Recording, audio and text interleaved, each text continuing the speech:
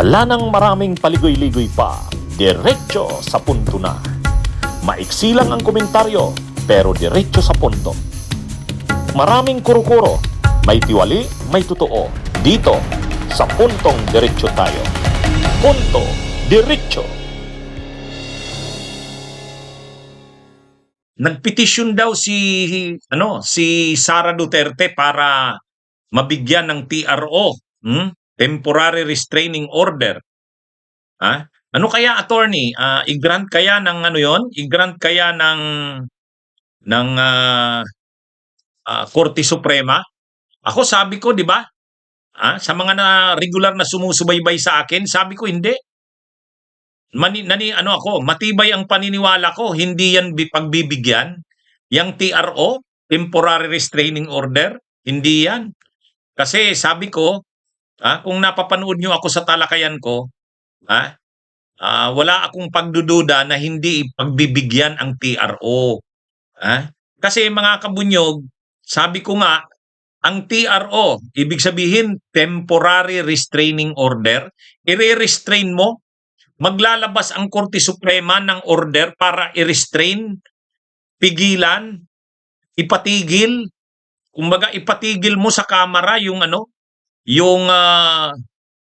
pagsasagawa ng impeachment proceeding. Medyo mabigat yan kasi co-equal branch ang Kamara. Ang legislative ay co-equal ng judicial, co-equal branch. Tapos ipapatigil mo. Medyo mabigat yan. Hindi pwede. Kailangan grave abuse of discretion. Kung simple nga lang na abuse of discretion, hindi pwede. Kung may mali man ang Kamara sa ginagawa nito, yung simple mistake lang or medyo hindi pa yan eh.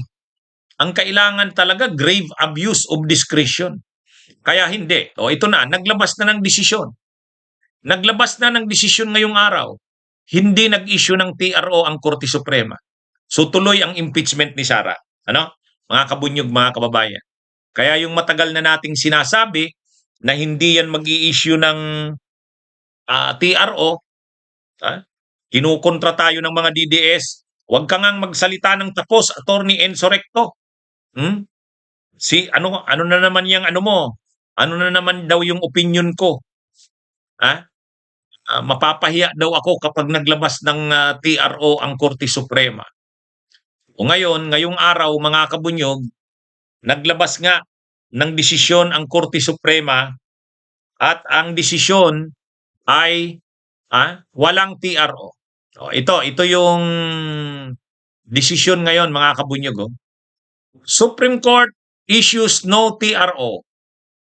House to proceed with Duterte impeachment. Yan po Bagamat hindi dinismiss yung petition ni Sara, bagamat hindi naman dinismiss, at pinapag-comment pa nga yung respondents, ibig sabihin yung House of Representatives. Pinapa-comment din yung mga complainants. Kasi yun yung respondent sa petition ni Sara eh. Yung petition ni Sara, ang mga respondents doon ay ang House of Representatives, parang ang Senate yata kasama pa sa respondent.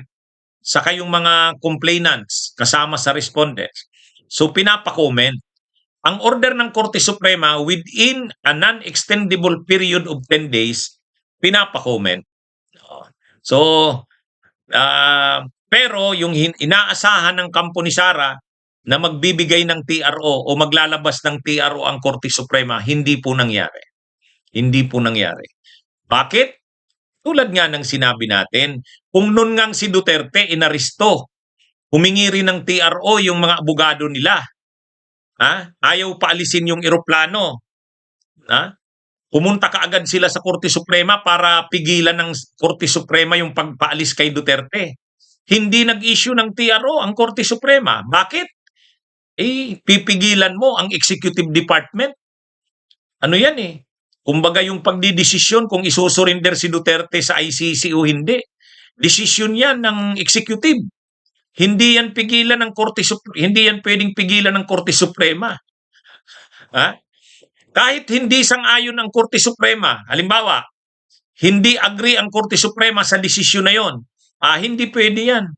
Kasi ano yan eh, ah, kumbaga, desisyon yan ng executive. So wala, hindi naglabas ng TRO ang Korte Suprema doon. O, tapos nung unang impeachment ni Sara, yung unang impeachment noong February 2025, pagdating sa Senado, final yung impeachment, kaagad-agad din ang file na naman ng petition ang mga abogado ni Sara sa Korte Suprema. Naghiling din sila ng TRO. O hindi naman, hindi rin nagbigay ng TRO ang Korte Suprema. Kaya ano na ito mga kabunyog, mga kababayan. Kumbaga, inaasahan na natin yan na hindi magbibigay ng TRO ang Korte Suprema. Inaasahan na rin natin na hindi naman i-dismiss yung petisyon. Kung hindi nagpalit ng ano, kasi ngayon ang ginawa ni Sara Duterte, siya na mismo ang nag-file ng petisyon. Nung una kasi yung mga abogado lang, sila Torion. Sila Torion, yung mga pro-Duterteng abogado, sabi natin, pag yun lang ang final, madidismiss yun. Kasi ano yun eh, walang legal standing sila Torion. Pero ito, nag-file na si Sara. Nag-file na si Sara. O anyway, so ano nang mangyayari ngayon? Wala na, tuloy-tuloy na yung impeachment na yan. Tuloy-tuloy na yan mga kabunyog. Hindi na yan. Ha? Kasi dapat sana kanina, pag sabi ng Korte Suprema, kasi nag-announce kanina ang Korte Suprema eh. Ha? Nag-announce ang Korte Suprema kanina at ang announcement kanina ng Korte Suprema ay kinonsolidate na yung dalawang petitions. Ibig sabihin yung petition ni Torion saka yung petition ni Sara, pinagsama na lang yun kasi iisa lang naman ang issue doon. Pangalawa, inorderan ng Korte Suprema ang mga respondents na mag-file ng comments within a non-extendable period of 10 days. Pero yung inaasahan na magsasabi ang Korte Suprema na may TRO, wala. Hindi pinagbigyan yung TRO. So dahil walang TRO, tuloy lang ang ang proceedings ng Justice Committee. Mga kabunyog. So salamat naman sa Korte Suprema at hindi nila pinagbigyan ang hiling ng kampo ni Sara na mag-issue ng TRO. Ang gusto talaga kasi ng kampo ni Sara, wag matuloy ang hearing sa April 14. Kasi yung April 14, mahuhubaran si Sara doon. Bakit mahuhubaran? Doon, sinugpi na si Rimulya, sinugpi na si Madriaga, sinugpi na yung SEC, yung Securities and Exchange Commission, sinugpi na yung COA. So maraming mga mag-a-appear sa hearing sa April 14. Yan yung unang araw ng hearing. Bagamat hindi pa yan trial, pero ipipresent na diyan yung mga ebidensya laban kay Sara, saka yung mga testigo laban kay Sara. Kaya ito mga kabunyog. Hindi man lang ako nagduda na hindi mag-i-issue ng TRO ang Korte Suprema. Di ba? Na nyo yung mga talakayan ko, sabi ko, huwag kayong mag-alala, hindi yan.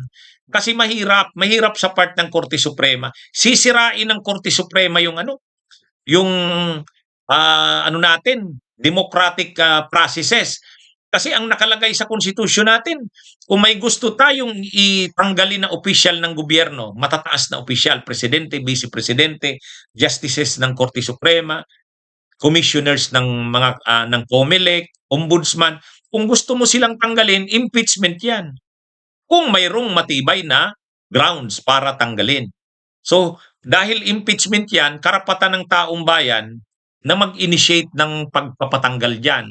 So, bakit pipigilan ng Korte Suprema? Anong basis? Grave abuse of discretion. Ano naman ang grave abuse of discretion? Wala naman tayong nakikitang grave abuse of discretion sa Kamara eh.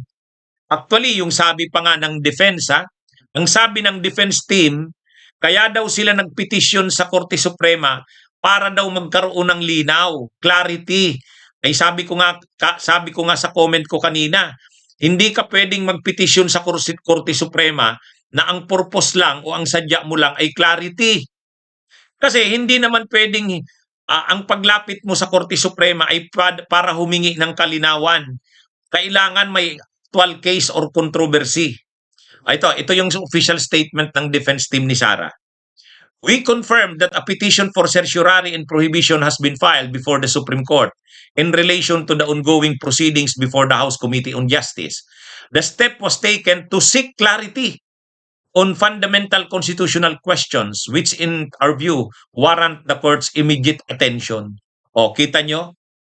Ibig sabihin, inamin mismo ng defense team ni Sara, the step was taken to seek clarity. So, para lang humingi ng linaw sa Korte Suprema, hindi nga pwede yun. Kasi, ang Korte Suprema, hindi naman yan lapitan parang legal opinion. Parang humihingi ka lang ng advice ng Korte Suprema, hindi advisory opinion. Alam naman yan na dapat ng mga abogado. Ewan ko ba dito sa defense team ni Sara? Akala ko ba magagaling na lawyers yun? Bakit naman sila nag-file ng petition na ang purpose mo lang pala ay to seek clarity? Hindi pwede yung to seek clarity kasi ang Korte Suprema ay nag-i-entertain lang ng actual case or controversy. Ibig sabihin, actual case. Kung hihingi ka lang ng clarification sa Korte Suprema, hindi yun. Hindi pwedeng humingi ng clarificatory sa Supreme Court. Hindi rin pwedeng humingi ng legal opinion sa Supreme Court. Ang daming trabaho ng Supreme Court, mabibigat. Tapos hihingan mo lang ng opinion. Hihingan mo lang ng clarificatory Hindi pwede.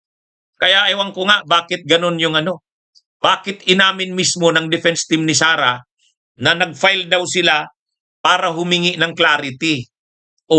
Di yun? Bawal yun. Kasi dapat actual case or controversy. Diniscuss ko yan. Anyway, salamat na lang at ang Korte Suprema ay hindi nag-grant ng TRO. Kasi kung nag-grant ng TRO, magkakaroon tayo ng constitutional crisis eh. Bakit magkakaroon tayo ng constitutional crisis? Imaginein mo, sinusulong yung impeachment, accountability of public officers yun. Tapos ipapatigil ng Korte Suprema. Medyo mabigat yun. Bunyog, bunyog, halikan na kasama ka. Bunyog, kapag buklod ay may pag-asa. Luzon, Visayas, Mindanao, isa ang pananaw. Sa bagong Pilipinas ang bunyog isisigaw.